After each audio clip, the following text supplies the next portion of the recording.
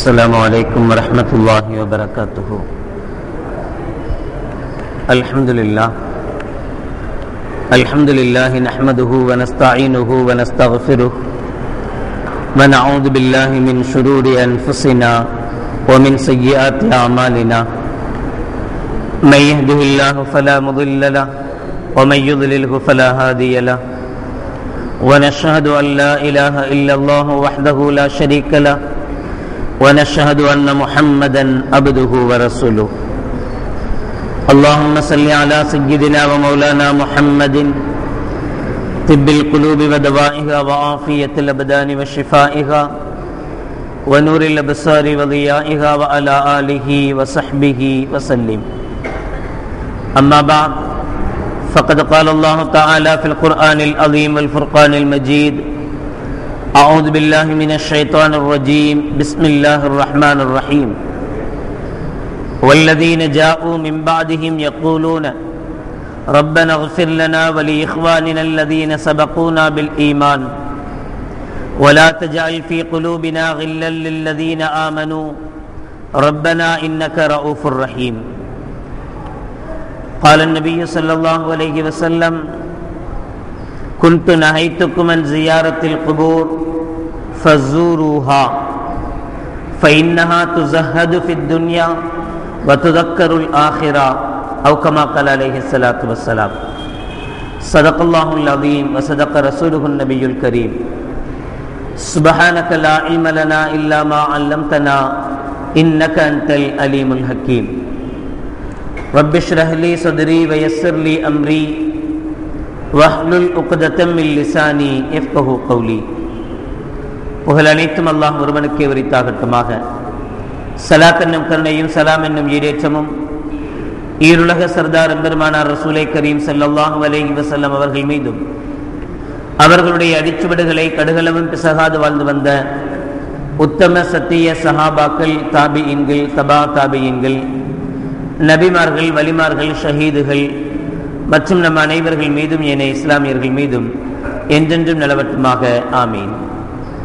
பெரும்பிற்கும் பெருமதிப்பிற்கும் உரிய பெரியோர்களே, அல்லாஹ்வின் நல்லடியார்களே, அல்லாஹ் ஜல்ல ஷானஹு வ தஆலாவின் மாபெரும் கிருபையினால் புனித ரமலான் மாதத்தை அடைந்து 19ஆம் நாள் நோன்பு நேற்று அமர்ந்திருக்கிறோம். அல்ஹம்துலில்லாஹ். இன்று கொடுக்கப்பட்டிருக்கிற தலைப்பு ஜியாரத்தின் சட்டங்கள். ஜியாரத் என்று சொன்னாலே சந்தித்தல் என்பது பொருள். சாதாரணமாக இந்த வார்த்தை உயிருடன் இருக்கிற இருவர் சந்தித்துக் கொள்வதற்கும் அரபியிலே சொல்லப்படுகிற ஒரு வார்த்தை. ஆனாலும் அதிகமாக மார்க்கத்தினுடைய ஷரீஅத்தினுடைய புழக்கத்தில் இந்த ஜியாரத் என்கிற வார்த்தை இறந்து போன பிறகு உயிருள்ள ஒருவர் அவரை சென்று சந்திப்பதற்கு ஜியாரத் என்கிற இந்த வார்த்தை புழங்கப்படுகிறது. ஆனாலும் ஹதீஸ்களிலே வேறு சில இடங்களிலே ஜார ரஜுலுன் இலன் நபிய ஸல்லல்லாஹு அலைஹி வஸல்லம் என்று நபிகள் நாயகம் ஸல்லல்லாஹு அலைஹி வஸல்லம் அவர்களை ஒருவர் தரிசிக்க வந்தார், பார்க்க வந்தார், சாதாரணமாக வந்தார் என்கிற வார்த்தைக்கு இந்த ஜார என்கிற இந்த வார்த்தையை புழங்குவதுண்டு. அதிகபட்சமாக ஷரியத்தினுடைய பார்வையில் இறந்து போன ஒருவருடைய கபருக்கு சென்று அவரை சந்திப்பது, இதைத்தான் ஜியாரத் என்று சொல்கிறோம். இது குறித்துத்தான் நபிகள் நாயகம் ஸல்லல்லாஹு அலைஹி வஸல்லம் அவர்கள் சொல்கிறார்கள். இப்னு மஸ்ஊத் ரலியல்லாஹு தஆலா அன்ஹு அவர்கள் அறிவிப்பார்கள்: குன்து நஹைத்துக்கும் அன் ஜியாரத்தில் குபூர். நான் உங்களை கபர் ஜியாரத், ஒருவர் அடக்கப்பட்ட பிறகு அங்கு செல்வதை நான் உங்களை முதலில் தடுத்திருந்தேன். ஏற்கனவே நான் உங்களுக்கு தடை செய்திருந்தேன், போகக்கூடாது என்று கட்டளையிட்டிருந்தேன். ஃபஸூருஹா, ஆனால் இப்போது நீங்கள் ஜியாரத்தை செய்து கொள்ளுங்கள், இப்போது நீங்கள் சந்திப்பதற்காக போய் கொள்ளுங்கள், இப்போது அந்த தடை நீக்கப்படுகிறது என கண்மணி நாயகம் ஸல்லல்லாஹு அலைஹி வஸல்லம் அவர்கள் சொன்னார்கள். ஆரம்பத்தில் தடை செய்யப்பட்டதற்குண்டான காரணத்தையும் இமாம்கள் விலாவரியாக எழுதி காட்டுவார்கள்.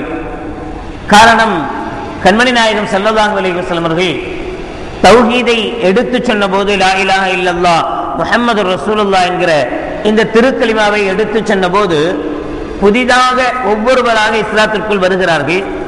இவர்களுடைய பழைய நிலையை பொறுத்தவரை சிலை வணக்கங்களாக, உருவ வழிபாடுகளாக இருந்து வந்ததனுடைய விளைவு, அதனுடைய காரணமாக மறுபடியும் அந்த சிந்தனை இவர்களுக்குள் எழுந்துவிடக் கூடாது என்பதற்காக கண்மணி நாயகம் ஸல்லல்லாஹு அலைஹி வஸல்லம் அவர்கள் ஆரம்ப காலகட்டத்தில் இதற்கு தடை செய்திருந்தார்கள், போகக்கூடாது என்கிற தடை விதித்திருந்தார்கள். ஆனால் பிறகு ஒவ்வொரு சட்டங்களாக அமலாக இறைவன் குர்ஆனில் சொல்வதை போல, நபியே உங்களுக்கு நாம் எந்த அளவுக்கு வஹியை அறிவிக்கிறோமோ அதிகரிக்கிறோமோ அந்த அளவு அந்த முஃமின்களுக்கு ஈமான் கூடுகிறது. ஒவ்வொரு ஆயத் வஹி இறங்க இறங்க அந்த ஆயத்தை கண்மணி நாயகம் ஸல்லல்லாஹு அலைஹி வஸல்லம் அவர்கள் சஹாபாக்கள் சொல்கிற போது அவர்கள் அதை ஏற்றுக்கொள்கிறார்கள், ஈமான் அதிகரிக்கிறது. இப்படியே அவர்களுடைய ஈமான் அதிகரித்துக் கொண்டு வருகிறது என்று சொல்வதை போல கொஞ்சம் கொஞ்சமாக கண்மணி நாயகம் ஸல்லல்லாஹு அலைஹி வஸல்லம் அவர்கள் இந்த சிலை வணக்கங்கள், தனிநபர் புகழ்பாடு, இது போன்றவைகளை கண்மணி நாயகம் ஸல்லல்லாஹு அலைஹி வஸல்லம் அவர்கள் கொஞ்சம் கொஞ்சமாக அவர்களை மாற்றிய பிறகு இந்த வார்த்தையை சொன்னார்கள், ஃபஸூருஹா, இப்போது நீங்கள் தாராளமாக ஜியாரத்து செய்து கொள்ளலாம், கபர்களுக்கு சென்று ஜியாரத்து செய்வது உங்களுக்கு அனுமதிக்கப்பட்டிருக்கிறது என்று சொல்லிவிட்டு, அப்படி ஜியாரத் செய்வதனுடைய நோக்கத்தையும் கண்மணி நாயகம் ஸல்லல்லாஹு அலைஹி வஸல்லம் அவர்கள் இந்த வரியிலே சொல்லுவார்கள், ஃபைன்னஹா துஸஹது ஃபித் துன்யா. காரணம் என்ன அப்படின்னு சொன்னா, இப்படி நீங்கள் ஜியாரத்து செய்வது உலகத்திலே உங்களை பட்டற்றவராக மாற்றும், உலகத்தின் மீது உண்டான மோகத்தை உங்களுக்கு அது குறைக்கும். நீங்கள் ஜியாரத்து செய்வது உலக மோகத்தை உங்களுக்கு குறைக்கும். வத்துதக்கிருல் ஆஹிரா, மறுமையை உங்களுக்கு அதிகம் ஞாபகப்படுத்தும். ஜியாரத்தினுடைய நோக்கம், அதிமுக்கியமான நோக்கத்தை கண்மணி நாயகம் ஸல்லல்லாஹு அலைஹி வஸல்லம் அவர்கள் இங்கே உணர்த்தி காட்டுகிறார்கள். ஜியாரத்து செய்வதனுடைய முக்கிய நோக்கம், இறந்து போன ஒருவர், அவரை போன்று நாம் சந்திக்கிறோம், அவரிடத்தே நாம் போகிறோம், அங்கே நாம் சென்று ஜியாரத்து செய்கிறோம். ஆனால் அங்கு நமக்கு எழ வேண்டிய இரண்டு விஷயங்களை ஸல்லல்லாஹு அலைஹி வஸல்லம் அவர்கள் சொல்கிறார்கள். மௌத்தை பற்றிய அதிக சிந்தனை ஏற்பட வேண்டும், அப்போது மறுமையினுடைய சிந்தனைகள் அதிகரிக்கும். எப்ப ஒரு மனிதன் தன்னுடைய மௌத்தை பற்றி சிந்திக்க ஆரம்பித்து விடுகிறானோ உலகத்தின் மீது உண்டான பற்று இல்லாமல் போகும். உலகத்தின் மீது ஒரு மோகம் இருக்கிறது, எப்பவும் பணம் பணம் குறிக்கோள் வியாபாரம், இதே ஒரு மோகம் சிலருக்கு இருக்கிறது. இந்த மோகத்தை நீக்குவதற்குண்டான ஒரே வழி மௌத்தை சிந்திப்பது. மௌத்தை சிந்திப்பதற்கு சரியான வழி மௌத்தா போனவங்களை பார்க்கிறது. வீட்டில் ஒரு ஜனாசா விழுந்துருச்சு, யாராவது ஒருத்தர் இறந்துட்டாங்க அப்படின்னு சொன்னா அன்னைக்கு நம்மளுடைய நிலையே வேற. அந்த சந்தர்ப்பத்தில் நம்ம என்னென்னமோ நினைச்சு பார்க்கிறோம், நான் இப்படி போய் சேர்ந்துட்டாரு, எவ்வளோ பாவம் செஞ்சுட்டாரு, இன்னும் எவ்வளோ நன்மைகள் ஒன்றுமே செய்யவே இல்லையே இவர், அதுக்குள்ளே போய் சேர்ந்துட்டார். எவ்வளோ ஹதீஸ்கள் கேள்விப்படுறோம், பாம்பு வந்து கொட்டும், தேள் வந்து கொட்டும், நட்டவாள்களை வந்து கொட்டும் அப்படின்லாம் கேள்விப்படுறோமே.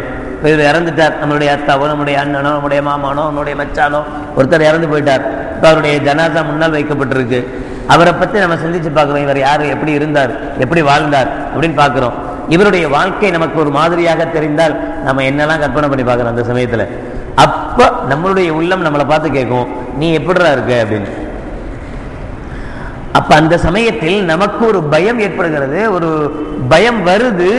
இவர் இறந்து போயிட்டாரு, இவருடைய அடுத்த செகண்ட் என்னன்றது நமக்கு தெரியலையே, நாமளும் திடீர்னு ஹார்ட் அட்டாக்லயோ அல்லது ஆக்சிடென்ட்லயோ ஏதோ உள்ள இறந்து போயிட்டா நம்மளுடைய நிலைமை என்ன ஆகிறது? இந்த மௌத்துடைய சிந்தனை அதிகரிக்க அதிகரிக்க அதிகரிக்க ஒரு மனிதனுக்கு உலகத்தினுடைய பற்று குறைய ஆரம்பிக்கும், மறுமையினுடைய ஞாபகம் அதிகரிக்க ஆரம்பிக்கும். கண்மணி நாயகம் ஸல்லல்லாஹு அலைஹி வஸல்லம் அவர்கள் ஜியாரத்துடைய மிக முக்கியமான குறிக்கோளாக இதை உணர்த்தி காட்டுகிறார்கள். ஜியாரத்து செய்வதற்குண்டான அதி முக்கியமான குறிக்கோள் இது. மௌத்தை நீங்கள் அதிகம் சிந்திக்க வேண்டும், மௌத்தை பற்றி நீங்கள் அதிகம் நினைத்து பார்க்க வேண்டும்.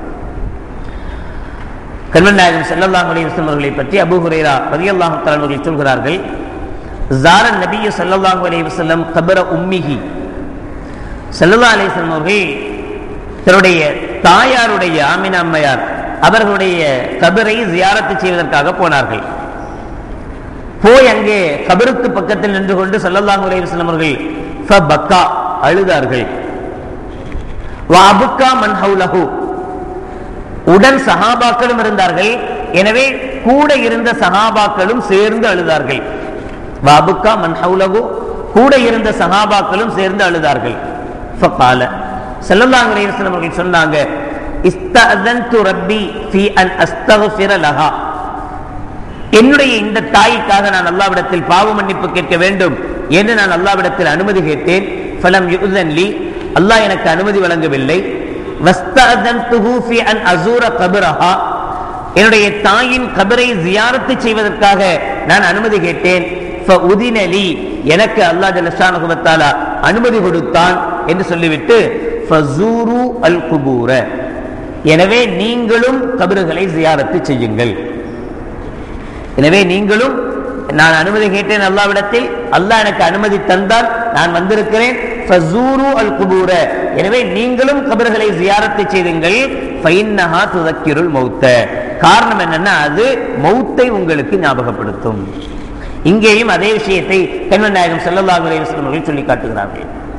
பைஹக்கியினுடைய ஒரு ரிவாயத்தில் முஹம்மது பின் நுஅமான் அவர்கள் அறிவிக்கிற ஒரு ஹதீஸ், கண்மணி நாயகம் ஸல்லல்லாஹு அலைஹி வஸல்லம் அவர்கள் சொல்கிறார்கள், மன் ஸார கப்ர அபவைஹி அவ் அகதிஹிமா,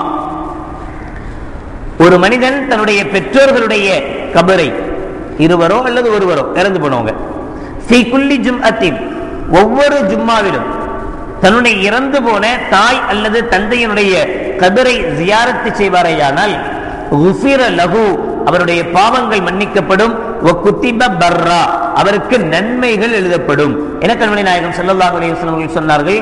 பைஹக்கியிலே ஷுஅபுல் ஈமான் என்கிற பாபிலே என்கிற பாடத்திலே இந்த ஹதீஸ் பதியப்பட்டிருக்கிறது. எனவே அதிகம் நாம் ஜியாரத்து செய்வதற்கு, சென்று தரிசித்து வருவதற்கு அதிக பாக்கியதை உள்ளவர்கள், கடமை உள்ளவர்கள் இறந்து போன நம்முடைய பெற்றோர்கள். நாம் அம்ர் பின் ஆஸ் ரலியல்லாஹு தஆலா அன்ஹு அவர்களுடைய ஹதீஸை ஏற்கனவே நாம் பார்த்திருக்கிறோம். அந்த மையத்தினுடைய சட்டங்களில் முஸ்லிமுடைய 121வது ஹதீஸாக பதியப்பட்டிருக்கும். அதில் அவர்கள் சொல்லி இருக்கிறார்கள், இதா தஃபன்துமூனி, என்னை நீங்கள் அடக்கம் செய்துவிட்டு ஃபகீமு ஹவுல கபரி, என்னுடைய கபரை சுற்றி நில்லுங்கள். காரணம் ஹத்தா இஸ்தஅனஸ பிக்கும், உங்களை கொண்டு நான் ஆறுதல் அடைவேன். நீங்கள் நிற்கிற நேரம் வரைக்கும் உங்களை கொண்டு நான் ஆறுதல் அடைவேன் என்று அம்ர் பின் ஆஸ் ரலியல்லாஹு தஆலா அவர்கள் சொன்ன ஹதீஸும் முஸ்லிமுடைய 121வது ஹதீஸாக பதியப்பட்டிருக்கிறது. இறந்து போனவர்களை பொறுத்தமட்டில் பொதுவாக உயிர் பிரிந்த பிறகு, நம்முடைய உடலில் இருந்து ரூஹ் பிரிந்த பிறகு, அந்த ரூஹ் பிரிந்த இந்த உடலை மனிதன் மையத் என்கிறான், சலரம் என்று சொல்கிறோம். ஆனாலும் இஸ்லாமிய மார்க்கத்தை பொறுத்தவரை ரூஹ் பிரிந்த உடனே ஒட்டுமொத்தமாக அவனை செத்தவன் மதிக்கிறது இல்லை, அவரை உயிருள்ளவராகவே மதிக்க சொல்கிறது மார்க்கம். அவரை கொண்டு போய் அடக்கம் செய்கிற வரைக்கும், அவர் மேல மண்ணள்ளி போடுகிற வரைக்கும் உயிருள்ளவராக. ஏன் அவர் இறந்து போயிட்டார்ல, மூச்செல்லாம் நின்று போச்சு இல்ல, இனி மூச்சு வரப்போதா, இல்ல இல்ல கொண்டு போய் வச்சாச்சு, உள்ள வச்ச பிறகு மண்ணள்ளி மூஞ்சி மேலேயே போட வேண்டியதானே, என்ன கெட்டு போச்சு? கபர உள்ள மையத்தை வச்ச பிறகு மையத்தினுடைய அந்த மேலேயே அந்த உடம்புலையே மண்ணள்ளி போட வேண்டியதானே, என்ன தப்பு இருக்கு அதுல? ஏன் இடையில ஒரு கம்பெல்லாம் வச்சு அந்த கம்புக்கு மேல பாய விரிச்சு அதுக்கு மேல மண்ணை போட்டு ஏன் இது செய்யணும்? என்ன காரணம்? உயிருள்ளவனை போலவே மதிக்கிறோம். உயிருள்ளவனா இருந்தா அப்படி தூக்கி போட மாட்டோம், மூஞ்சில மண்ணள்ளி போட மாட்டோம். அதனால இப்ப இறந்து போன பிறகும் அவரை எப்படித்தான் மதிக்கிறோம்? உயிருள்ளவராகவே மதிக்கிறோம். அதனால்தான் அவருக்கு பிடித்தமான தண்ணீரை கொண்டு குளிப்பாட்டுவது, அவருடைய அசிங்கம் வெளியிலே தெரிந்து விடாமல் வாசனை திரவியங்களை மையத்துக்கு பூசுவது. ஸ்மெல் வருது, குளிப்பாட்டினோன்னு ஒரே ஸ்மெல் வருது, நாத்தம் வருது. இந்த நாத்தத்தை பார்த்து அடுத்தவங்க முகம் சுளிக்க கூடாது. சி, நான் இந்த என்ன எப்படி இருந்தானோ அப்படின்ற நினைப்பு வரக்கூடாது. அப்ப அவருடைய மானத்தை காப்பாற்றுவதற்காக, அவருடைய கண்ணியத்தை காப்பாற்றுவதற்காக என்ன செய்யறோம்? சில வாசனை திரவியங்களை பூசி அந்த வாடை வெளியில வராம காப்பாற்றுறோம். ஏன் செய்யணும்? அதான் இறந்து போயிட்டாரே, இனி அவர் வாடை வந்தா என்ன வராட்டா என்ன, இந்த நேரத்தில் மண்ணோட மண்ணா போகிறதானே. இவருக்கு ஏன் இப்படியெல்லாம், அதுவும் புது துணி எடுத்து வெள்ளை துணி எடுத்து போத்தி இதெல்லாம் செய்யணுமான காரணம் என்னன்னா, இறந்த பிறகும் மார்க்கம் அவனை உயிருள்ளவனாகவே மதிக்கிறது. செத்து போயிட்டாருங்கன்னா காலத்துக்கு மிதிக்க முடியுமா? மையத்தை மிதிக்கலாமான்னு கேட்டா மார்க்கம் அனுமதி கொடுக்கல, மிதிக்க கூடாதுன்னு சொல்லுது. எந்த அளவுக்கு மிதிக்க கூடாதுன்னு சொல்லுது அப்படின்னா, ஒருவர் இறந்த பிறகு அவரை கொண்டு போய் கபர்ல அடக்கம் செஞ்சிட்டோம், கபரை கூட மிதிக்க கூடாதுன்னு கண்மணி நாயகம் ஸல்லல்லாஹு அலைஹி வஸல்லம் சொல்றாங்க. அவரை மிதிக்கிறது மட்டுமல்ல, அவர் அடக்கம் செய்யப்பட்டுட்டாரு, மண்ணுக்குள்ள போயாச்சு, அவருக்கு மேல கையில கம்ப வச்சு அதுக்கு மேல பாய மூடி அதுக்கு மேல மண்ணை போட்டு எல்லா கதையும் முடிஞ்சு போச்சு. முடிந்து போன பிறகு கூட கபருக்கு மேல் கூட நடக்காதீர்கள், கபருக்கு மேல உட்காராதீர்கள், கபருக்கு மேல மலம் ஜலம் கிடைக்காதீர்கள் என்று கண்மணி நாயகம் ஸல்லல்லாஹு அலைஹி வஸல்லம் அவர்கள் சொல்வதை பார்த்தால், அடக்கம் செய்யப்பட்ட பிறகு கூட மனிதனை மனிதனாகத்தான் இஸ்லாம் மதிக்கிறது. செத்தவனாக சடலமாக இஸ்லாம் மதிக்கல. அதனாலதான் அவருக்கு இவ்வளவு கண்ணியங்களை மார்க்கம் தருகிறது. அவருடைய கபர் அடக்கம் செய்யப்பட்டிருக்கிற இடம் கூட மதிப்புக்குரியது. மதிப்புக்குரியதுங்கிறதுனாலதான் அங்க நஜீஸ் செய்யக்கூடாது, அங்க அசுத்தம் செய்யக்கூடாது. அந்த இடத்தை அசுத்தம் செய்வது ஹராம், தப்பு, தண்டனைக்குரிய குற்றம். அது மேல நடந்து போனால் அது அதவுக்கு மாற்றம், ஒழுக்கத்துக்கு மாற்றம். எனவே நீங்கள் கபர்களுக்கு மேலாக நடக்காதீர்கள் என்றெல்லாம் கண்மணி நாயகம் ஸல்லல்லாஹு அலைஹி வஸல்லம் அவர்கள் சொல்வதை பார்த்தால், அந்த மையித் யாரை நாம் அடக்கம் செய்கிறோமோ அவரை அடக்கம் செய்யப்பட்ட பிறகு கூட இறந்து விட்டார், ரூஹ் என்னவோ போய்விட்டது, ஆனால் நாம் அவரை உயிருள்ளவராக மதிக்கிறோம். நம்புதல் அல்ல, உயிருடன் இருக்கும் போது அவருக்கு என்ன செய்வோமோ அதையெல்லாம் இப்போதும் என்ன செய்யறோம், நாம செய்யறோம். அவர் உயிரோடு இருந்தா நஜீஸானா அசுத்தமானா அவர் குளிப்பாரு. மையத் ரூஹ் பிரிதல் என்பதும் ஒரு அசுத்தம். எனவே அவர் குளிக்கணும். இப்ப அவரால் குளிக்க முடியல, நாம தண்ணி ஊத்தி குளிப்பாட்டுறோம். அவர் குளிக்கும் போது சோப்பு போட்டு தான் குளிப்பார், ஷாம்பு போட்டு தான் குளிப்பார். இப்ப அவரை குளிப்பாட்டும் போதும் சோப்பு போட்டு தான் குளிப்பாட்டுறோம், ஷாம்பு போட்டு தான் குளிப்பாட்டுறோம், வாசனை திரவியங்கள் தடவி தான் குளிப்பாட்டுறோம். அவரை அப்படியே இப்ப இறந்த பிறகு அவருக்கு ஒண்ணுமே தெரியாது, அவர் நம்மளை பார்க்கல, அவர் நம்ம என்ன செஞ்சாலும் ஒண்ணும் கேட்க போறது இல்லை. திரும்பி வந்து அவருடைய அபயங்களை மறை உறுப்புகளை திறந்து போட்டா அவர் ஏன் கேட்க போறாரா? மறை உறுப்புல கை வச்சா ஏன் கேட்க போறாரா? ஆனால் மார்க்கம் சொல்கிறது உயிரோடு இருந்தால் அந்த மனுஷன் பார்க்க அனுமதிக்க மாட்டான். எனவே குளிப்பாட்டும் போது நீயும் பார்க்க கூடாது, மறைவாக வைத்துத்தான் கழுக வேண்டும். கழுகணும்ன்றது அவசியம், வேற வழி இல்லை. அவர் கழுவ முடியாது, அதனால நீ கழுவி விடுற. ஆனா நீ கழுவி விடும் போது உயிருடன் அவர் இருந்தால் எப்படி நடந்து கொள்வாரோ அப்படி அவரிடத்தில் நடந்து கொள்ள வேண்டும். மிக வேகமாக தேய்க்க கூடாது, மையத்தை குளிப்பாட்டும் போது அழுத்தம் கொடுத்து தேய்க்க கூடாது மார்க்கம் சொல்கிறது. காரணம் என்னன்னா, சாதாரணமா அவர் இருக்கும் போது அழுத்தி தேய்ச்சா அவருக்கு வலிக்கும். ஆனா இப்ப இறந்து போயிட்டாரு, அவருக்கு தான் வலிக்காத, என்ன பண்ணா நமக்கு என்ன அப்படி நினைக்காத. இப்பவும் அவர் உயிரோடு இருந்தா என்ன செய்வோ அதை மட்டும் செய், செத்து போன பிறகு என்ன செய்ய அதை செய்யாத. இப்படியேத்தான் ஒவ்வொரு விஷயத்திலையும் மார்க்கம் நம்மை பழக்கப்படுத்தி வருகிறது. அதனால்தான் கண்மணி நாயகம் ஸல்லல்லாஹு அலைஹி வஸல்லம் அவர்கள் புரைதா ரலியல்லாஹு தஆலா அவர்கள் சொல்கிறார்கள், கான ரசூலுல்லாஹி ஸல்லல்லாஹு அலைஹி வஸல்லம் யுஅல்லிமுஹும் இதா கரஜு இலல் மகாபிர், கபர்களுக்கு சென்றால் என்ன செய்ய வேண்டும் என்பதை கண்மணி நாயகம் ஸல்லல்லாஹு அலைஹி வஸல்லம் அவர்கள் எங்களுக்கு கற்றுத் தந்தார்கள். அப்ப சொன்னாங்க, அஸ்ஸலாமு அலைக்கும் அஹ்லத் தியார் மினல் முஃமினீன வல் முஸ்லிமீன், முஃமினான முஸ்லிமான இந்த இடத்தில் அடங்கப்பட்டிருக்கிற உங்கள் அனைவர்கள் மீதும் அல்லாஹ்வுடைய சாந்தி உண்டாவதாக, சலாமத் உண்டாவதாக என்று கண்மணி நாயகம் ஸல்லல்லாஹு அலைஹி வஸல்லம் அவர்கள் என்ன செஞ்சாங்க? சலாம் சொன்னாங்க. யாருக்கு சலாம் சொல்லுவோம்? உயிரோடு இருக்கிறது தான் சலாம் சொல்லுவோம். மரத்துக்கு சலாம் சொல்லுவோமா? இந்த பில்டிங்க்கு சலாம் சொல்லுவோமா? தூணுக்கு சலாம் சொல்லுவோமா?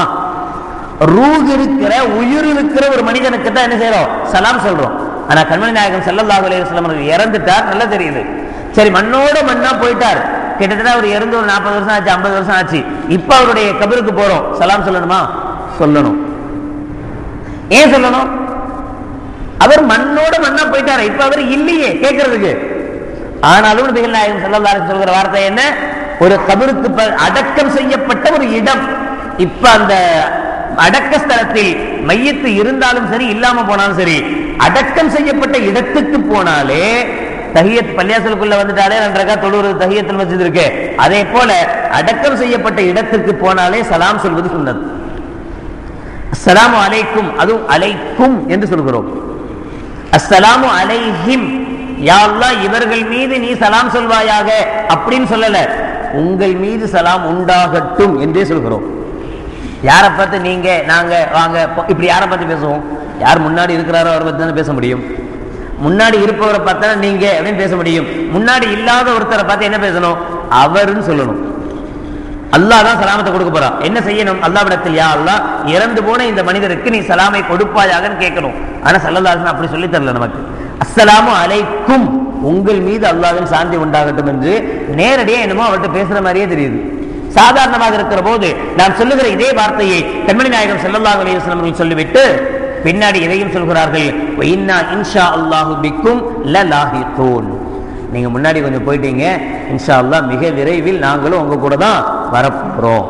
மௌத்துடைய சிந்தனை, கபருக்கு போனாலே என்ன வரணும்? மௌத்துடைய சிந்தனை வரணும். நஸ்அலுல்லாஹ லனா வலக்கும் அல் ஆஃபியா, எங்களுக்கும் உங்களுக்கும் அல்லாஹ்விடத்தில் நாங்கள் பரிபூரணமான சுகத்தை கேட்கிறோம், ஆஃபியத்தை கேட்கிறோம். அவரே இறந்தே போயிட்டார், இதுக்கப்புறம் என்ன சுகம் வேணும் அவருக்கு? ஆஃபியத் அப்படின்னா உடல்ல ஏதாவது நோய்கள் இருந்து நோய் குணமாகிறதுக்கு பேர் ஆஃபியத்துன்னு சொல்லுவாங்க. நமக்கு ஜுரம் தலைவலியா இருந்தது, தலைவலியை மாத்திரை எடுத்து போட்டோம், நல்லா ஆயிடுச்சு, அல்ஹம்துலில்லாஹ் ஆஃபியத்தா இருக்கேன் அப்படின்னா தலைவலி போயிடுச்சுன்னு அர்த்தம். இருக்கிறதுலே பெரிய நோய் மௌத்து. அந்த மௌத்துக்கு பின்னாடி எந்த நோயும் வரப்போறது இல்லை. இப்ப அவருக்கு போய் எதுக்கு நம்ம ஆஃபியத்தை கேட்கணும்? நபிகள் நாயகம் ஸல்லல்லாஹு அலைஹி வஸல்லம் அவர்கள் சொன்னாங்க, நமக்கு இது வேதனை என்று சொன்னால் அவர்களுக்கு என்ன வேதனையோ, அவங்களுக்கு என்ன கஷ்டமோ. எனவே நாம் ரெண்டு பேருக்கும் சேர்த்தே கேட்போம், அல் ஆஃபியா, யா அல்லாஹ் எங்களுக்கும் சுகத்தை கொடு, உள்ள இருக்கிற அவருக்கு என்ன செய்ய சுகத்தை கொடு என்று கேட்க வேண்டும். அன்னை ஆயிஷா ரலியல்லாஹு தஆலா அன்ஹா அவங்க கண்மணி நாயகம் ஸல்லல்லாஹு அலைஹி வஸல்லம் கிட்ட கேட்கிறாங்க, கைஃபா அகூலு யா ரசூலல்லாஹ் தானி ஃபீ ஜியாரத்தில் கபூர். யா ரசூலல்லாஹ் கபர் ஜியாரத்தை செய்யும் போது என்ன சொல்லணும், எப்படி நடந்துக்கணும், என்ன செய்யணும் என்று ஆயிஷா அவர்கள் கேட்கிறார் ரலியல்லாஹு தஆலா அன்ஹா. கேட்டபோது ஸல்லல்லாஹு அலைஹி வஸல்லம் சொன்னாங்க, கூலி அஸ்ஸலாமு அலா அஹ்லி தியாரி மினல் முஃமினீன வல் முஸ்லிமீன் வ யர்ஹமுல்லாஹுல் முஸ்தக்திமீன மின்னா வல் முஸ்தஅகிரீன். ஆரம்பத்தில் அதே போன்ற ஒரு சலாமை சொல்லிவிட்டு பிறகு ஒரு சின்ன மாற்றம், அல்லாஹ் ஜல்ல ஷானஹு வ தஆலா யாரெல்லாம் நம்மை விட்டு முன்னால் சென்று விட்டார்களோ அவர்களுக்கும், யாரெல்லாம் இனி நமக்கு பின்னாடி மௌத்தாக போறாங்களோ அவர்களுக்கும் அல்லாஹ் ரஹ்மத் செய்வானாக. இறந்து போனவங்களுக்கு மட்டும் இல்ல துவா, இனி யார் பிறக்க போறாங்களோ அவங்களுக்கும் சேர்த்து துவா. யர்ஹமுல்லாஹு மின்னா அல் முஸ்தக்திமீன வல் முஸ்தஅகிரீன். முஸ்தக்திமீன முன்னாடியே இறந்து போயிட்டாங்க நமக்கு முன்னாடி, முஸ்தஅகிரீன நம்ம இறந்து அதுக்கு பின்னாடி யாரெல்லாம் இறந்து போவாங்களோ அவங்களுக்கும் சேர்த்து ரசூலுல்லாஹி ஸல்லல்லாஹு அலைஹி வஸல்லம் செய்றாங்க, துஆ செய்ய சொல்ற, அவங்களுக்கும் யா அல்லாஹ் ரஹ்மத் செய்வாயாக என்று சேர்த்து துஆ செய்யுங்க. வ இன்னா இன்ஷாஅல்லாஹு பிக்கும் லலாஹிகூன். நிச்சயமாக நாங்க வரத்தான் போறோம், எங்களுக்கு பின்னாடி யார் பிறக்குறாங்களோ அவங்களும் வரத்தான் போறாங்க, நாங்களும் வரத்தான் போறோம், எங்களுக்கு பின்னாடி யார் பிறப்பாங்களோ அவங்களும் இங்கதான் வரப்போறாங்க, இங்க எல்லாரும் இங்கதான் வந்தாகணும். எனவே எல்லாத்துக்கும் சேர்த்து என்ன செய்யறேன் நானு, ரஹ்மத்துக்காக துஆ செய்வதை போல கண்மணி நாயகம் ஸல்லல்லாஹு அலைஹி வஸல்லம் அன்னை ஆயிஷா ரலியல்லாஹு தஆலா அவர்களுக்கு இப்படி ஒரு துஆவை சொல்லிக் கொடுத்தார்கள். இது மாதிரியான விஷயங்கள் தான் அதிகமாக ஹதீஸ்களில் பார்க்க முடிகிறது. இப்னு அப்பாஸ் ரலியல்லாஹு தஆலா அவர்கள் அறிவிக்கிற ஒரு ஹதீஸில் கண்மணி நாயகம் ஸல்லல்லாஹு அலைஹி வஸல்லம் அவர்கள் சொல்றாங்க, எப்படி ஜியாரத் செய்யணும் அப்படின்னு. கபருக்கு போனா அங்க நம்ம எப்படி நடந்து கொள்ள வேண்டும் என்பதை பத்தி சொல்லுவாங்க. மர்ரன் நபி ஸல்லல்லாஹு அலைஹி வஸல்லம் பி குபூரின் பில் மதீனா. மதீனாவுடைய சில கபர்களுக்கு நபிகள் நாயகம் ஸல்லல்லாஹு அலைஹி வஸல்லம் அவர்கள் வந்தார்கள். ஃபஅக்பல அலைஹிம் பிவஜ்ஹிஹி. அந்த கபரை தன் முகத்தால் முன்னோக்கினார்கள்.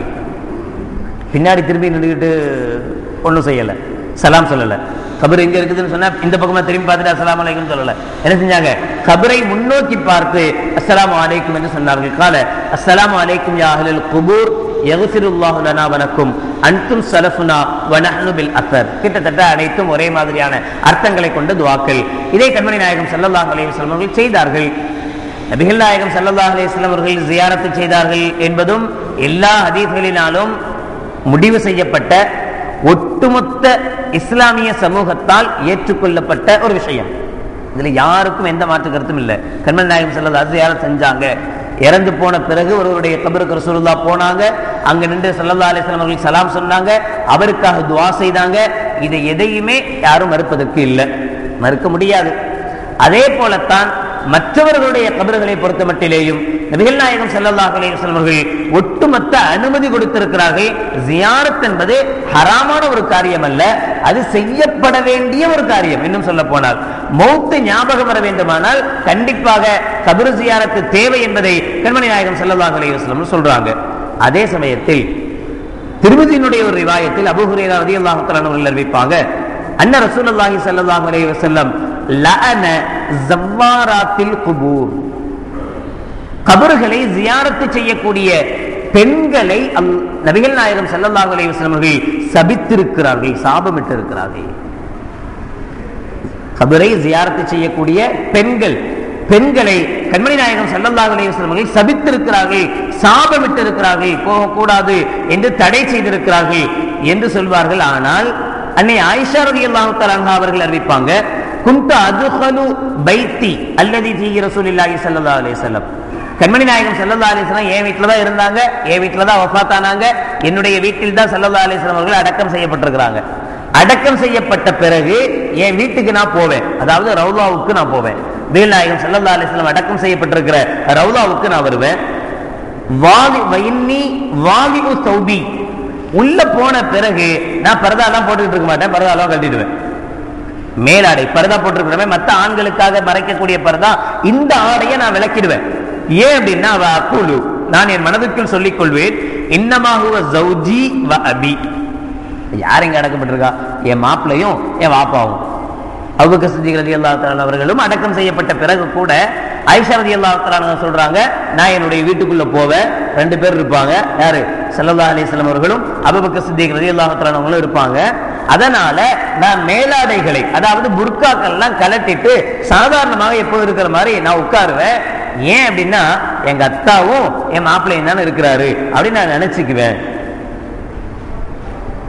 எப்ப ஃபலம்மா துஃபின உமர் மஅஹும் ரலியல்லாஹு தஆலா அன்ஹு, உமர் ரலியல்லாஹு தஆலா எப்போது அவர்களோடு சேர்த்து அடக்கம் செய்யப்பட்டார்களோ, ஃபவல்லாஹி அல்லாஹ்வின் மீது சத்தியமாக, மா தகல்துஹு இல்லா வ அன மஷ்தூதத்துன் அலைய தியாபி, அதற்கு பிறகு நான் என்னுடைய ஆடையை கொண்டு முழுவதுமாக போர்த்தி கொண்ட நிலையில்தான் உள்ளே நுழைவேன். ஹயாஅன் மின் உமர், உமர் ரலியல்லாஹு தஆலா அவர்கள் அவங்க மீது கொண்ட வெட்கத்தின் காரணத்தினால். ஒரு அந்நிய ஆண் வந்துட்டார் உள்ள. இவ்வளவு நாளா எங்களுடைய யார் இருந்தா? என்னுடைய அத்தாவும் என்னுடைய கணவர் மட்டும்தான் இருந்தாங்க. ஆனா இப்போ ஒரு அந்நிய ஆண் உள்ள வந்துட்டாரு. அதனால நான் என்ன செஞ்சேன், இந்த அளவுக்கு போர்த்தி கொண்டு உள்ளே போவேன், முதல்ல மாதிரி நான் ஃப்ரீயா இருக்க மாட்டேன் என்று அன்னை ஆயிஷா ரலியல்லாஹு தஆலா அவர்கள் சொல்வார்கள். இறந்து போனவர்களை கூட எப்படி கணிப்பது, உயிருள்ளவர்களாக கணிப்பது என்பதை அன்னை ஆயிஷா ரலியல்லாஹு தஆலா அவர்களுடைய இந்த ஹதீஸ் நமக்கு சொல்லுங்க. இல்லைன்னா அவங்க இறந்து போய் அடக்கம் செய்யப்பட்டாங்க, இனி அவங்க என்ன பார்க்கவா போறாங்க? இனி அவங்களுக்கு முன்னாடி எதுக்காக வேண்டி பாருங்க எங்கிற நிலை. ஆனால் அன்னை ஆயிஷா ரலியல்லாஹு தஆலா கண்மணி நாயகம் ஸல்லல்லாஹு அலைஹி வஸல்லம் அவர்கள் காட்டித் தராத ஒரு வழியை அன்னை ஆயிஷா ரலியல்லாஹு தஆலா செய்ய மாட்டாங்க. உம்முல் முஃமினீன் நம்முடைய தாய் ரசூலுல்லாஹ் சொன்ன விதைத்தான் செய்திருப்பாங்க. அப்ப கண்மணி நாயகம் ஸல்லல்லாஹு அலைஹி வஸல்லம் அவர்கள் காட்டி தந்த வழிமுறையைத்தான் அன்னை ஆயிஷா ரலியல்லாஹு தஆலா அவர்கள் செய்திருப்பார்கள். பெண்களுடைய ஜியாரத்தை பொறுத்தமட்டில் ஒட்டுமொத்த இமாம்களும் சொல்லக்கூடிய வார்த்தை இதுதான்.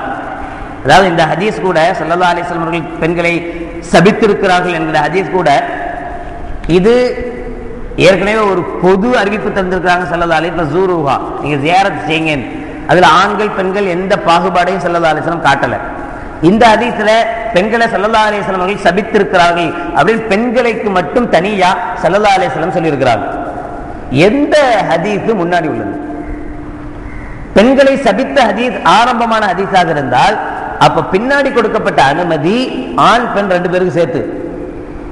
பின்னாடி உள்ளதாக இருந்தால் 2 பேருக்கு அனுமதி கொடுத்துட்டு அப்புறம் ரசூலுல்லாஹி ஸல்லல்லாஹு அலைஹி வஸல்லம் பெண்களை போக வேணாம்னு என்ன செஞ்சிட்டாங்க? தடுத்துட்டாங்க. இப்ப யாரு பெண்களை போகக்கூடாதுன்னு தடுத்துட்டான்னு சொல்லுவாங்களோ அவங்கள பத்தி பிரச்சனை இல்லை, பெண்களை வரக்கூடாதுன்னு சொல்லிடுவாங்க. சரி, ஒருவேளை யார் வரலாம்னு சொல்றாங்களோ, இது அதுக்கு முன்னாடி உள்ள ஹதீஸ். பின்னாடி ஸல்லல்லாஹு அலைஹி வஸல்லம் ஃபஸூருஹா, நீங்க ஜியாரத் செய்யுங்கன்னு பொது அனுமதி கொடுத்துட்டாங்க. இதுல ஆண் பெண் என்கிற எந்த பாகுபாடும் இல்லை அப்படின்னு சொல்றவங்க கூட சொல்லக்கூடிய வார்த்தை என்ன அப்படின்னு சொன்னா, அங்கு ஃபித்னா ஏற்படும் என்கிற பயம் இருந்தால், மார்க்கத்திற்கு முரணான காரியங்கள் நடைபெறும் என்கிற பயம் இருந்தால் அவர்கள் ஜியாரத்து செய்வது ஹராம். பெண்கள் ஜியாரத்திற்காக செய்வது அந்த சமயத்தில் ஹராம் என்று தெளிவாக எல்லா இமாம்களிடத்திலேயும் யோகோபித்த முடிவு. இதிலேயும் எந்த பிரச்சனைகளும் இல்லை. அங்கு போய் செய்ய வேண்டிய நிகழ்வுகளை மாக்கல் பின் யஸார் ரலியல்லாஹு தஆலா சொல்வாங்க, கால நபி ஸல்லல்லாஹு அலைஹி வஸல்லம் இக்ரஉ யாசீன் அலா மௌதாக்கும், இறந்து போனவர்களுக்காக வேண்டி நீங்கள் யாசீனை ஓதுங்கள். ஓதி அதனுடைய தவாப என்ன செய்யணும்? அவங்களுக்காக எடுத்து சொல்லணும், அல்லாஹ்ட்ட துஆ செய்யணும், யா அல்லாஹ் இதனுடைய தவாப, இதனுடைய கூலியை இங்க அடக்கப்பட்டிருக்கிற என்னுடைய தாய்க்கோ என்னுடைய தகப்பனுக்கோ எங்க அண்ணனுக்கோ மாமனுக்கோ மச்சானுக்கோ இவர்களுக்கு நீ கொடுப்பாயாக என்று நாம் சொல்லக்கூடிய இந்த நிகழ்வு. இதுதான் ஈசால் தவாப் அப்படின்னு சொல்லுவோம். ஏன் இப்படி சொன்னா அது என்ன பிரயோஜனம்? இப்ப ஏதாவது பிரயோஜனம் இருக்கா அப்படி சொல்றதுனால? அவங்களுக்கு போய் மறுபடியும் போய் அது போய் சேரப்போதா? நம்ம ஓதுறதுனால அவங்களுக்கு போய் சேருமா? கண்மணி நாயகம் ஸல்லல்லாஹு அலைஹி வஸல்லம் சொன்னாங்க, இதா மாத்தல் இன்சானு இன்கதா அன்ஹு அமலுஹு, ரொம்ப பிரபலமான ஒரு ஹதீஸ், இல்லா மின் ஸலாஸா, 3 விஷயங்களை தவிர மற்றதெல்லாம் ஒருத்தன் இறந்து போனா முடிஞ்சு போயிடும். இந்த 3ம் முடியாதுன்னு அர்த்தம். அவன் இறந்த பிறகும் போய்கிட்டே இருக்கும் நன்மைன்னு அர்த்தம். ஒன்று மின் சதக்கத்தின் ஜாரியா, நிரந்தரமான தர்மங்கள். இன்னொன்று அலைஹி யுன்தஃபஉ பிஹி, இவரை கொண்டு பிரயோஜனம் பெறப்படக்கூடிய கல்வி. இவர் ஏதாவது புக் எழுதியிருந்தாரு, அந்த புக்கு ரொம்ப மார்க்கம் சம்பந்தப்பட்ட ஒரு புக்கு, அது யாரெல்லாம் அதுக்கு பின்னாடி படிச்சு அதன்படி அமல் செய்யறாங்களோ அந்த நன்மைலாம் அவருக்கு போய் சேர்ந்துகிட்டே இருக்கும். அவ் வலதின் சாலிகின் எது உலகு, இவருக்காக துஆ செய்யக்கூடிய ஒரு குழந்தை, இந்த குழந்தையினுடைய துஆவும் அல்லாஹ்விடத்தில் செய்யப்படுது, ஏற்றுக்கொள்ளப்படுது, அதுவும் இவருக்கு பிரயோஜனத்தை தருகிறது. இப்னு அப்பாஸ் ரலியல்லாஹு தஆலா அவர்களுடைய ஒரு ஹதீஸ் பைஹக்கியிலே 7527வது ஹதீஸாக பதியப்பட்டிருக்கும். அதுல ஸல்லல்லாஹு அலைஹி வஸல்லம் சொல்றாங்க, மல் மையத்து ஃபில் கபரி இல்லா கல் கரீகில் முத்தகப்பிஸ். கபர்ல மையத்து எப்படி இருக்குது அப்படின்னு சொன்னா, ஒரு நீரில் மூழ்கக்கூடிய, கடல்ல ஒருத்தன் மூழ்கிட்டு இருக்கிறான், மூழ்கக்கூடிய ஒருத்தன் என்னை காப்பாத்துங்க காப்பாத்துங்க காப்பாத்துங்கன்னு சத்தம் போடுவாங்கல்ல, அது மாதிரியான நிலையில் தான் ஒரு கபர்ல மௌத் இருக்கு. என் தவிர தாவத்தன், அது என்ன செய்யுது அப்படின்னு சொன்னா, பிறர் நமக்காக செய்யக்கூடிய துஆவை எதிர்பார்த்து இருக்குதான்.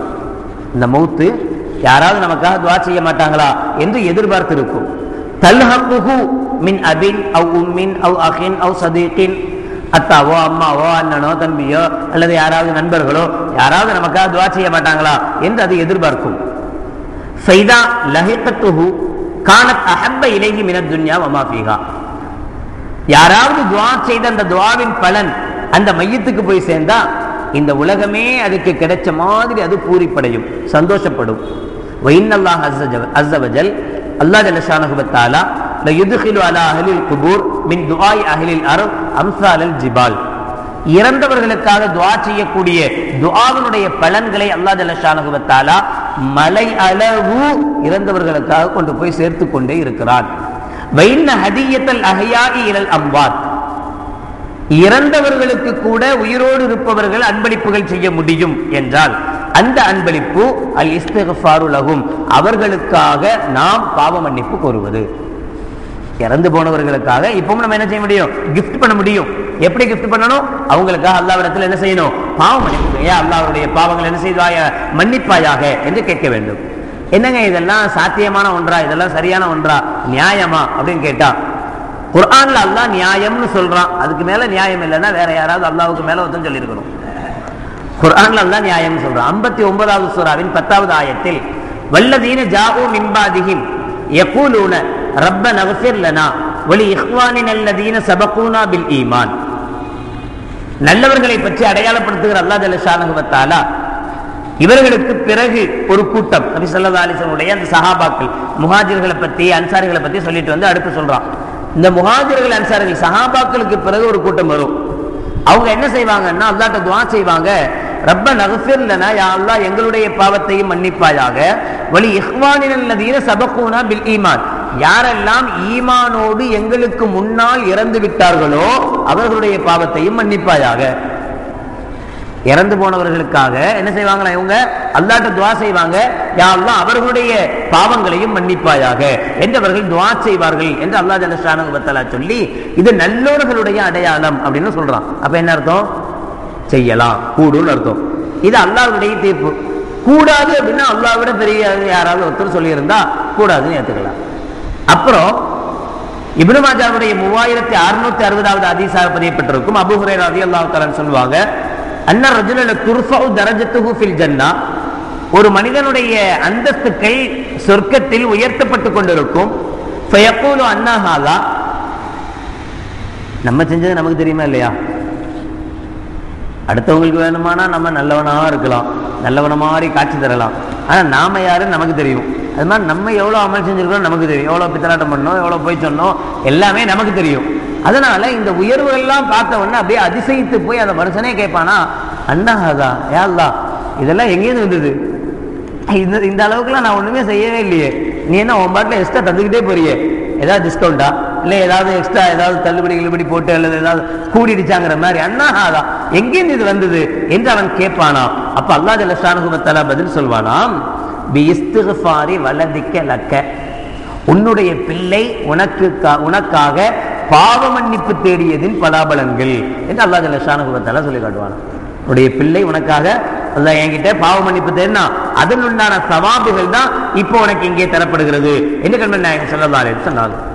ஒரு மனிதர் நபிகள் நாயகம் ஸல்லல்லாஹு அலைஹி வஸல்லம் இடத்துல வந்து கேட்கிறார், இன்ன அபி மாத்த, எங்க அத்தா இறந்து போயிட்டார், தரக்க மாலன், ரொம்ப சொத்தெல்லாம் விட்டுட்டு தான் போயிருக்கிறார், வலம் யூசி, ஆனா இதெல்லாம் நீ எதையாவது நல்ல கர்மத்துக்கு நல்ல காரியங்கள் கொடு அப்படின்னா எந்த வசியத்தும் செய்யல, அப்படின்னா எல்லா பொருளும் எனக்கு, வாரிசுகளுக்கு கொடுத்துட வேண்டியது முடிஞ்சு போச்சு. வலம் யூசி எந்த வசியத்தும் அவர் செய்யல. ஃபஹல் யுகஃபிரு அன்ஹு அன் அத்தஸத்தகு அன்ஹு, நான் இப்ப அவருடைய பேரில் அந்த பணத்திலிருந்து நான் சதக்கா செஞ்சா இது ஏற்றுக்கொள்ளப்படுமான்னு கேட்கல. நான் இப்படி சதக்கா செஞ்சா அவருடைய பாவம் மன்னிக்கப்படுமா? ஏன்னா கேட்ட கேள்வி அதான். ஃபஹல் யுகஃபிரு அன்ஹு, அவரை விட்டும் பாவங்கள் மன்னிக்கப்படுமா? அன் அத்தஸத்தக அன்ஹு, நான் அவருக்காக சதக்கா செய்தால் தர்மம் செய்தால் அவருடைய பாவம் மன்னிக்கப்படுமான்னு கேட்டாரு. கால நபிகள் நாயகம் ஸல்லல்லாஹு அலைஹி வஸல்லம் பதில் சொன்னாங்க, நஅம், ஆமாம். முஸ்லிமுடைய 1630வது ஹதீஸாகவும் நஸையினுடைய 3652வது ஹதீஸாகவும் பதியப்பட்டிருக்கிறது. அதே மாதிரி இன்னொருவர் வந்து கேட்கிறார், யா ரசூலல்லாஹ் இன்ன உம்ம சாதின் மாத்தத், என்னுடைய அம்மா இறந்து போயிட்டாங்க. கேட்கிறவர் சாது. உம்மு சாதுனா அவங்க அம்மா பேரு. என்னுடைய அம்மா இறந்துட்டாங்க. மாத்தத் ஃபஅய்யு ஸதகத்தி அஃதல், என்னுடைய அம்மாவுக்கு நான் ஏதாவது செய்யணும்னு விரும்புறேன், எந்த சதக்கா எந்த தர்மம் செஞ்சா ரொம்ப சிறப்பான தர்மம் என்று கேட்டாங்க. ஸல்லல்லாஹு அலைஹி வஸல்லம் பதில் சொன்னாங்க, அல் மாஉ, தண்ணீர் என்று சொன்னாங்க. ஃபகால ஃபஹஃபர பிஅரன், எனவே அவர் என்ன செய்தாரா, ஒரு கிணறு ஒன்று வெட்டி கொடுத்து, கால ஹாதிஹி லி உம்மி சாத், இது என்னுடைய தாயின் பேரால் நான் வக்ஃப் செய்கிறேன் அப்படின்னு சொல்லிட்டார். அப்ப அதனுடைய யாரெல்லாம் எவ்வளவு காலங்கள் அதுல தண்ணி குடிக்கிறாங்களோ அதனுடைய நன்மை எல்லாம் என்ன செஞ்சுட்டு அவங்க அம்மாவுக்கு போய் சேர்ந்து கொண்டே இருக்கும். இதில் நபிகள் நாயகம் ஸல்லல்லாஹு அலைஹி வஸல்லம் அனுமதித்தார்கள், சேரும்னு சொல்லுவாங்க. அபூதாவுடைய 1681வது ஹதீஸாக பதியப்பட்டிருக்கும். நோன்பு வைப்பதை பற்றும் ஒரு மனிதர் வந்து கேட்கிறார், இன்ன உம்மி மாத்தத் வாலேகா சௌமு ஷஹரின் அஃபா அக்லீஹி அன்ஹா, என்னுடைய அம்மா இறந்துட்டாங்க, அவங்க ஒரு மாசமா நோன்பே வைக்கல, இப்ப அந்த என்னுடைய தாயாருக்காக வேண்டி இறந்து போயிட்டாங்க, இப்ப அவங்களுக்காக நான் ஒரு மாசம் நோன்பு வைக்கவா என்று ஒருவர் கேட்டார். கால நாம், தாராளமா வையி, ஃபதைனுல்லாஹி அஹக்கு அய்யுக்குல்லா, மற்றவங்களுடைய கடன் எல்லாம் அடைக்கிறியே, இது அல்லாஹ்வுடைய கடன், இது நிறைவேற்றப்பட தகுதி வாய்ந்ததுதான், அதனால அதை செய் என்று கண்மணி நாயகம் ஸல்லல்லாஹு அலைஹி வஸல்லம் சொன்னாங்க. ஒரு பெண்மணி நபிகள் நாயகம் ஸல்லல்லாஹு அலைஹி வஸல்லம் கிட்ட வந்து கேட்டாங்க, இன்ன உம்மி நதரத்தன் தஹுஜ்ஜ, ஹஜ் செய்யணும் அப்படின்னு நேர்ச்சி செஞ்சிருந்தாங்க. ஃபலம் தஹுஜ்ஜ அத்தா மாத்தத், ஹஜ் செய்யறதுக்கு முன்னாடியே இறந்து போயிட்டாங்க. அப்ப அஹுஜ்ஜு அன்ஹா, என்னுடைய தாய்க்கு பகரமாக நான் இப்ப ஹஜ் செய்யலாமா என்று கேட்டார்கள். கால நஅம் ஹுஜ்ஜி அன்ஹா, ஆமா கண்டிப்பா நீ என்ன செய், உன்னுடைய தாய்க்காக ஹஜ் செய். அரஐத்தி லவ் கான அலா உம்மிக தைனுன் அகுன்தி காலியத்தன், உங்க அம்மா ஏதாவது கடனெல்லாம் விட்டு வாங்கிட்டு போயிருந்தாங்கன்னா அந்த கடனெல்லாம் நீ கொடுக்க மாட்டே, அது மாதிரிதான் இதுவும் என்று கண்மணி நாயகம் ஸல்லல்லாஹு அலைஹி வஸல்லம் அவர்கள் விளக்கமும் தந்தார்கள். இப்படி ஒவ்வொரு விஷயங்களிலேயும் போய் சேரும், அவர்களுக்கு அதனுடைய பலாபலன்கள் போய் சேரும். நாம் ஓதக்கூடிய, நாம் துஆ செய்யக்கூடிய துஆக்களுடைய பலன்கள் இறந்து போனவர்களை போய் சேரும் என்று குர்ஆனின் மூலமாகவும் கண்மணி நாயகம் ஸல்லல்லாஹு அலைஹி வஸல்லம் வாழ்வியல் மூலமாகவும் நிரூபிக்கப்பட்ட ஒன்று மட்டுமல்ல. கண்மணி நாயகம் ஸல்லல்லாஹு அலைஹி வஸல்லம் அவர்கள் இப்படித்தான் சொன்னார்கள், உங்களுடைய பெற்றோர்களுக்காக துஆ செய்யுங்கள், துஆ செய்யற புள்ள தான் நல்ல புள்ள, துஆ செய்யற புள்ள தான் விட்டுட்டு போனதுல ரொம்ப சிறப்பான புள்ள, இல்ல அவ்வளவுதான் போட்ட அடக்கியாச்சு, அடக்கினதோட எல்லாமே முடிஞ்சு போச்சு, இனி எதுவுமே கிடையாது, இனி அந்த அம்மாவுக்காக வேண்டி நான் சதக்கா செய்யறதோ, அந்த அம்மாவுக்காக வேண்டி ஏதாவது ஓதி அவங்களுக்காக ஹதியா செய்யறதோ, அவங்களுடைய பேரில் விசாரிசம் செய்யறதோ எதுவுமே இல்லை என்று ஒரு குழந்தை ஒரு தாயை ஒரு தகப்பனை ஒதுக்கி வைத்து விடுவானேயானால் அந்த தாயும் தகப்பனும் உள்ளுக்குள்ள அதாபப்பட்டுக்கிட்டே தான் இருக்கிறாங்க. ஸல்லல்லாஹு அலைஹி வஸல்லம் சொல்லுவாங்க, ஒரு மனிதன் ஒரு குழந்தை குர்ஆனை துறந்து அல்ஹம்துலில்லாஹி ரப்பில் ஆலமீன் என்று ஓத ஆரம்பித்தால் அந்த குழந்தையினுடைய பெற்றோர்களுக்கு அதாபுகள் குறைக்கப்படும். வலவ் கானா காஃபிரைனி, அந்த ரெண்டு பேரும் காஃபிராக இருந்தாலும் சரியே. முஸ்லிமில் இடம்பெற்றிருக்கிற ஒரு ஹதீஸ். ஒரு குழந்தை அல்ஹம்துலில்லாஹி ரப்பில் ஆலமீன் ஓதுனா அதனுடைய சவாபின் காரணத்தினால குழந்தையினுடைய பெற்றோருடைய பாவங்கள் மன்னிக்கப்படுகிறது, அவங்களுடைய அதாபு குறைக்கப்படும். எப்படி இருந்தாலும் சரியே, வலவுக்கான காஃபிராக இருந்தாலும் சரியே, காஃபிராவே இறந்து போயிட்டாங்க, அந்த புள்ள அந்த பையன் பிறகு இஸ்லாம் ஆயிட்டான், இஸ்லாமான பிறகு இப்ப குர்ஆனை ஓதுறான், இதனுடைய சவாபுகள் பெற்றோருக்கு போய் சேருது, அவங்க காஃபிர் தான், ஆனாலும் அவங்களுடைய வேதனைகள் குறைக்கப்படும். கண்மணி நாயகம் ஸல்லல்லாஹு அலைஹி வஸல்லம் சொன்னார்கள் என்றால், ஒரு முஸ்லிமை பற்றி நம்முடைய சகோதரர்கள், நம்முடைய பெற்றோர்கள் முஃமினானவர்கள், முஸ்லிமானவர்கள், அவர்களுக்கு நம்மளுடைய இந்த நன்மைகள் போய் சேரும் என்பதில் எந்த சந்தேகமும் இல்லை. எனவே கண்மணி நாயகம் ஸல்லல்லாஹு அலைஹி வஸல்லம் அவர்கள் காட்டி தந்த வழிமுறைதான் ஜியாரத் என்பது. அங்கு சென்று நாம் அவர்களுக்காக பாவ மன்னிப்பு கோருவதும் கண்மணி நாயகம் ஸல்லல்லாஹு அலைஹி வஸல்லம் அவர்கள் காட்டி தந்த வழிமுறைதான். எனவே அல்லாஹ் ஜல்ல ஷானஹு வ தஆலா கண்மணி நாயகம் ஸல்லல்லாஹு அலைஹி வஸல்லம் அவர்கள் எந்த வழிமுறைப்படி ஜியாரத்தை செய்ய சொன்னார்களோ, எதை ஸல்லல்லாஹு அலைஹி வஸல்லம் அவர்கள் நமக்கு ஆகமாக்கி தந்தார்களோ அந்த வழியில் ஜியாரத்தை செய்யக்கூடிய பாக்கியத்தை நம் அனைவர்களுக்கும் அல்லாஹ் நசீபாக்குவானாக. வாஹிர் தாவானா அல்ஹம்துலில்லாஹி ரப்பில் ஆலமீன்.